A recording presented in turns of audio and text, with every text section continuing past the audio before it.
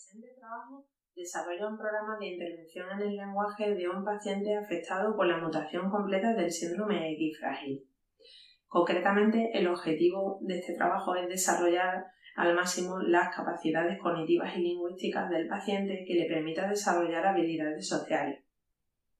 La finalidad del trabajo será desarrollar un proyecto que dé respuesta a las dificultades del lenguaje en colaboración con la familia y el entorno escolar, ya que es el medio donde desarrollará y pondrá en práctica lo aprendido.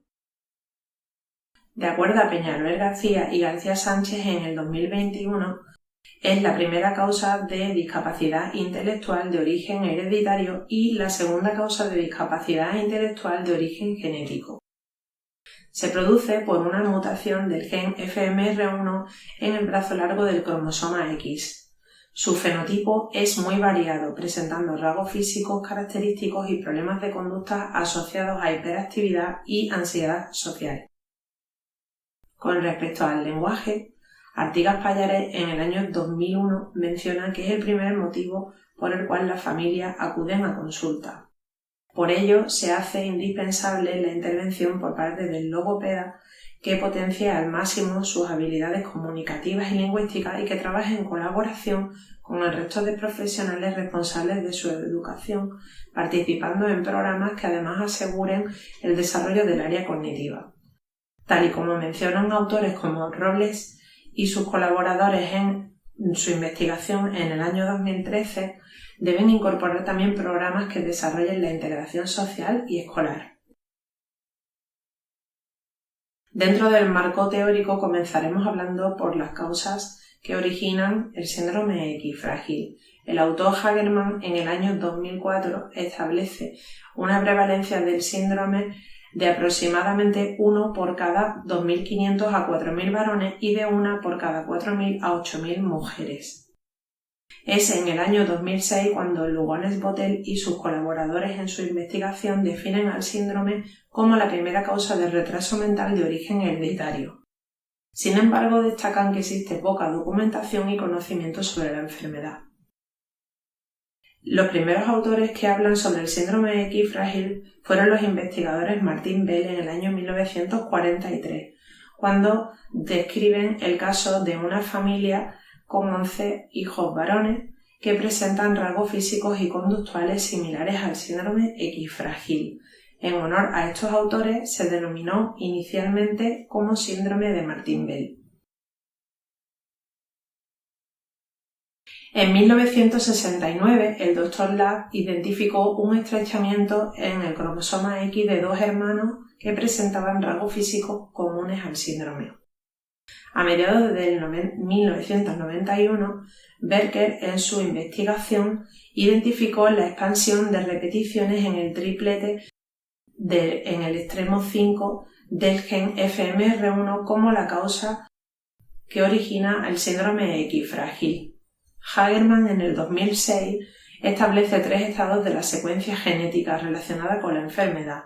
Un estado normal que oscila entre 5 a 55 repeticiones, de premutación en torno a las 55 o 200 repeticiones y la mutación completa por encima de las 200 repeticiones.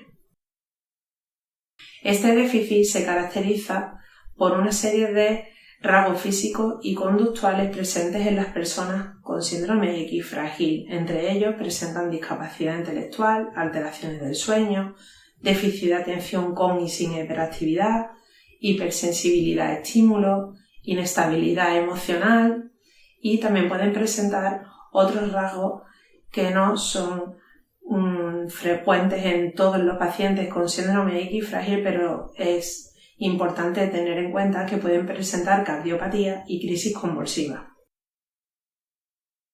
También suelen presentar alteraciones en la adquisición del lenguaje y frecuentes ecolalias. Furgan en el año 2001 añade que la terapia del lenguaje debe considerar los altos niveles de ansiedad que presentan estas personas ante los cambios en la rutina. Con respecto al fenotipo físico del síndrome X frágil, suele presentarse con mayor fuerza en pacientes afectados por la mutación completa, aunque el 30% de los casos no suelen presentar unos rasgos físicos muy marcados o son poco evidentes y suelen pasar desapercibidos hasta la pubertad. Según Ramos Fuentes, en el año 2006 se describen 4 características principales, como la cara alargada, las orejas prominentes, articulaciones hipersensibles y macroorquídea. Otras características menos frecuentes son la macrocefalia, el estrabismo, la otitis y el exceso de peso. Con respecto al fenotipo conductual, cabe destacar que tiene un fuerte condicionamiento genético. Estos rasgos conductuales les dificultan en su integración social, puesto que presentan trastornos en la ansiedad, impulsividad y sensibilidad a estímulos. Suelen evitar el contacto visual y el táctil. Artigas Pallares, en su investigación con sus colaboradores en el año 2001, también hablan sobre la variedad de comportamientos como el aleteo, la estereotipia, la rabieta, las autolesiones y los altos niveles de ansiedad. Y es en la investigación del autor Wisberg en el año 2000 donde fundamentan la explicación plausible a los altos niveles de ansiedad que presentan las personas con síndrome X frágil. Según la hipótesis de este autor, los niños con síndrome X frágil liberan una cantidad excesiva de cortisol en situaciones sociales, lo que genera reacciones neurovegetativas y en consecuencia altos niveles de ansiedad. Así podemos explicar que estos pacientes eviten situaciones sociales cuando se encuentran relacionados con el trastorno del espectro autista. El síndrome X frágil presenta además afectaciones en el área del desarrollo del lenguaje. Presentan un retraso en la adquisición. En general, las primeras palabras se producen en torno a los 3 años y suele ser un habla caracterizado por ser muy repetitivo y con frecuentes ecolalias. Los autores Brungasca y Artigas Pallares en el año 2001 hablan sobre las dificultades que presentan estos pacientes con respecto al desarrollo fonético y fonológico. Los estudios de Furgan destacan los siguientes rasgos del lenguaje en personas con síndrome X frágil. En el año 2001 se hablan sobre las dificultades sensoriales, como por ejemplo morderse las manos o babear. Dificultades motoras como la hipotonía y la disprasia, dificultades en la articulación, en el ritmo de la producción oral y el tono de la voz. Además presentan ecolalias y déficit de atención con o sin hiperactividad. También presentan muchas dificultades en el desarrollo sintáctico y sobre todo en el área pragmática del lenguaje. Braden en el año 1999 añade que las dificultades de la escritura están condicionadas por la hipotonía muscular que dificultan la producción y ejecución de ejercicios de psicomotricidad fina y dificultades para copiar palabras. El desarrollo del lenguaje suele ser más estudiado en pacientes con mutación completa, ya que las mujeres portadoras del síndrome o afectadas por la mutación completa suelen tener un desarrollo del lenguaje dentro de la normalidad. La relación que tiene el síndrome X frágil con el trastorno del espectro autista le hace caracterizarse por 3 principales síntomas que presentan las personas que padecen autismo, como por ejemplo tienen dificultades para interactuar con los demás y para comprender las emociones, comprenden el lenguaje o se comunican de una forma no verbal y pueden tener intereses o comportamientos inusuales o repetitivos. El síndrome X frágil es la causa más identificada de autismo, como ya hemos comentado anteriormente. De hecho, entre el 2 y el 2% de los niños con autismo tienen síndrome X frágil.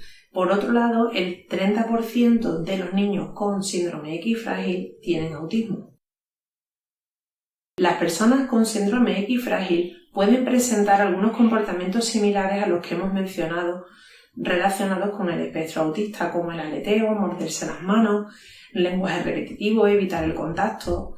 Sin embargo, lo que les diferencia es que las personas con síndrome X frágil tienen una buena intención comunicativa y además son muy buenos imitadores.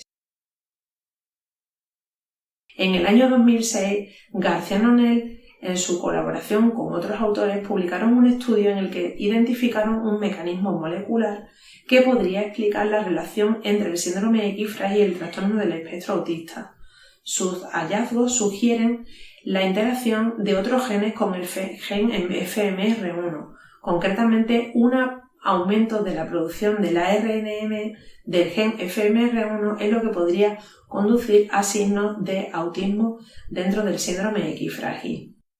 Por último, concluimos con este apartado relacionado con las características sensoriales de las personas con síndrome X frágil, de acuerdo a la autora Nuria Buscay en el año 2015, por el que se manifiesta que las personas con síndrome X frágil tienen dificultades de integración sensorial, concretamente relacionadas con la hipersensibilidad o hiposensibilidad vestibular, relacionadas con la sensación de equilibrio y coordinación del cuerpo, con una hiposensibilidad propioceptiva que está relacionada con la conciencia de posición del cuerpo en el espacio, y también son personas que presentan hipersensibilidad sensorial.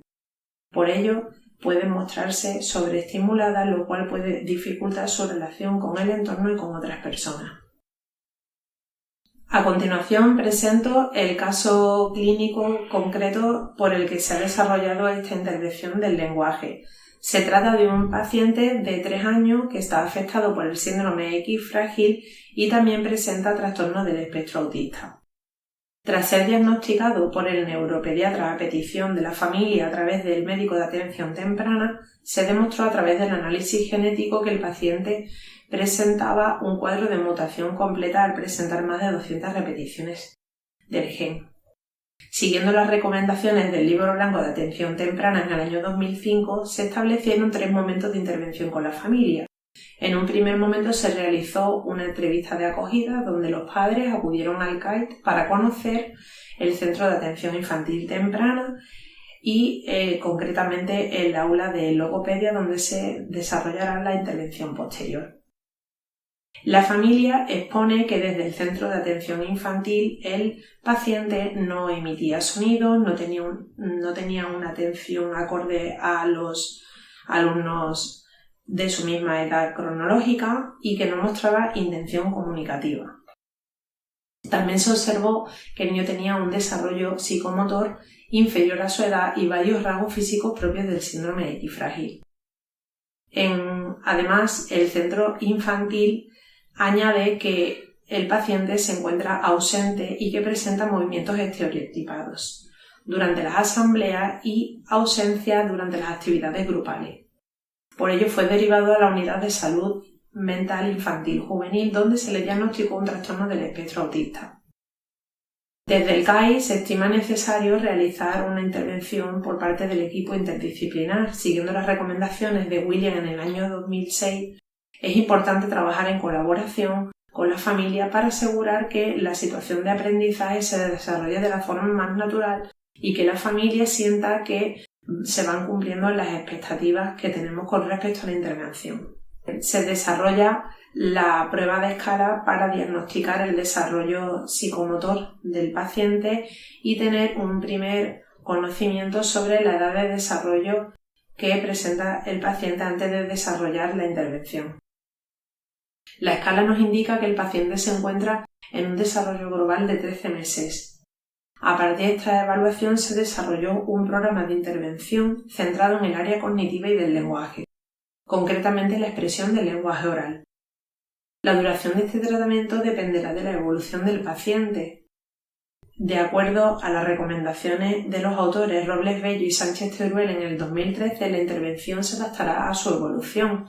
Comenzará desde el momento en el que realizamos las pruebas de evaluación del desarrollo hasta determinar las sesiones de intervención. Transcurrido el tiempo de intervención, se realizará una intervención posterior en el que se establecerán unos ejes objetivos acordes a las necesidades detectadas en la escala. Los objetivos generales que se desarrollarán en la intervención serán aprender conductas comunicativas preverbales, desarrollar la atención y la memoria, mejorar el control oral motor, aumentar la comprensión y la expresión del lenguaje y se llevarán a cabo a través de los siguientes objetivos específicos: relacionar gestos, emociones y conductas, asociar sonidos vocálicos a objetos, trabajar los movimientos de la lengua, labios y mandíbula, seguir las instrucciones ejecutivas a través de un sistema alternativo de comunicación y enseñar los pictogramas asociados a objetos o actividades y acciones de su rutina diaria.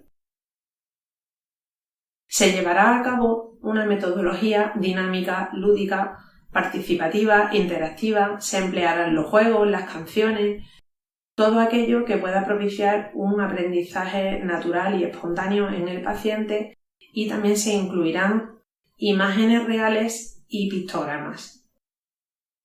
Se desarrollarán en total 2 sesiones semanales de 45 minutos y en un tiempo aproximado de un curso escolar. A continuación voy a desarrollar un ejemplo de las sesiones que se han llevado a cabo en este proyecto de intervención.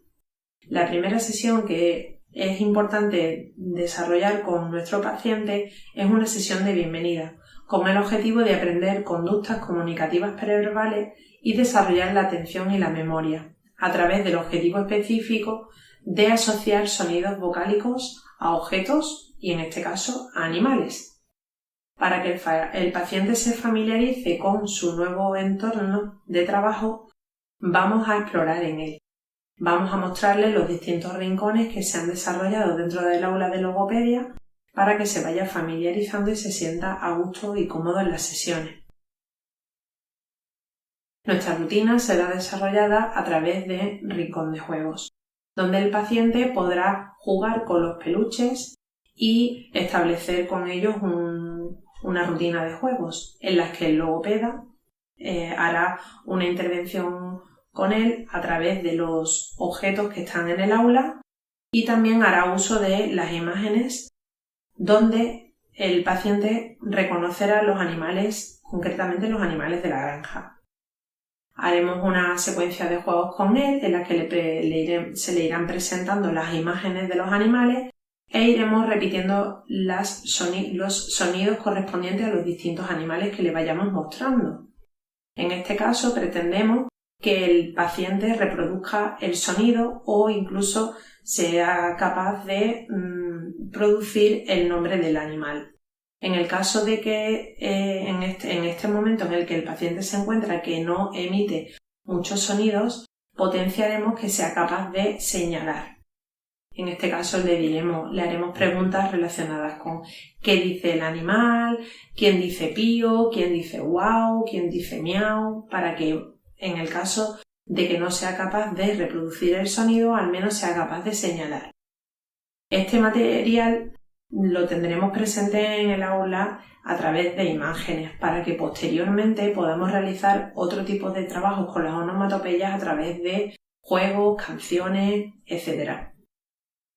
Otra sesión que también se desarrolla en el trabajo es la sesión ¿Qué le pasa al niño?, para que el alumno aprenda conductas comunicativas preverbales a través de la relación de gestos a emociones y conductas. Para ello emplearemos el material de la Fundación Orange José Aprende, que está basado en una serie de historias sociales a través de las cuales en distintas sesiones le mostraremos al alumno las distintas emociones. Comenzaremos con emociones positivas, como por ejemplo José se siente contento, José se siente alegre, José está sorprendido, y eso luego lo trabajaremos con él delante del espejo para que él imite las distintas emociones. Posteriormente, en otras sesiones también se desarrollará el mismo trabajo empleando las historias sociales relacionadas con la tristeza, el miedo, la angustia, que también están muy bien desarrolladas a través de imágenes, o incluso lo tendremos en el canal Aprendices. La siguiente sesión se titula Somos animalitos. En esta sesión el objetivo será desarrollar la atención y la memoria a través de la asociación de sonidos vocálicos a objetos. Para esta sesión haremos uso de las canciones, estimulando la producción oral de los sonidos, y trabajaremos también la imitación, interviniendo en el área conductual. Para ello haremos uso de la canción de Plin Plin, que se llama como Los animalitos. La finalidad es que el niño memorice los sonidos a través de las imágenes que le mostraremos de la canción.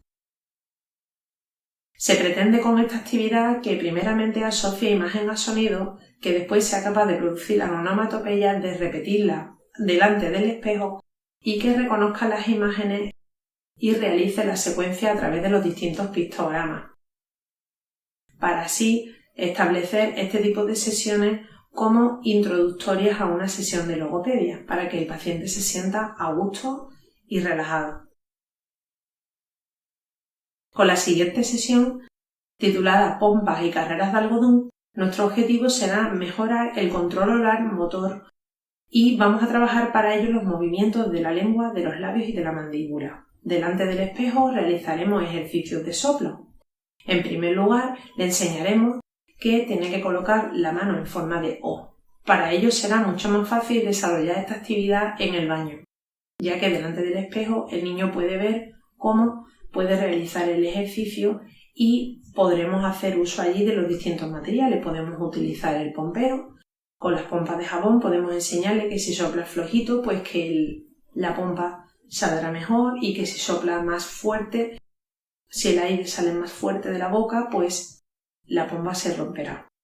También podemos hacer el mismo ejercicio con un vaso y una cañita soplando en el agua para que él vea cómo el aire produce ese ejercicio, y este ejercicio nos da a pie a que el paciente mejore la producción oral de los sonidos. También podemos hacer uso de otros ejercicios para estimular esta producción oral, como por ejemplo, pues hacer pompas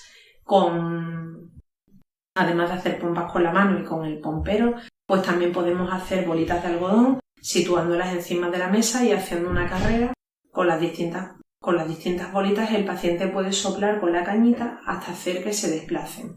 Todo este tipo de ejercicios lo que hacen es fomentar la mejora de la producción oral.